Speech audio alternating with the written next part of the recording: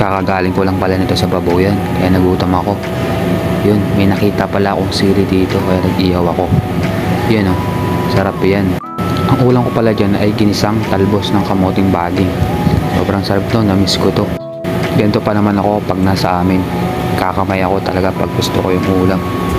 Yan, tapos na ako kumain. At ito, nag-ihaw naman ako ng tilapia.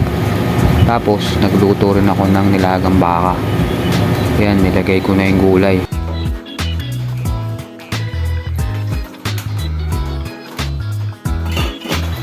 Malapit na palang maluto yung isda. Kaya ito, kukuha na ako ng lalagyan. Kukuha na rin ako ng dahon ng saging. Dito lang yan sa likod ng bahay namin. Maulan nga pala dito sa amin, kaya ito, medyo basa pa yung dahon. Yan, pinainitan ko lang para medyo lumambot yung dahon. At yan, luto na yung tilapia. Kain.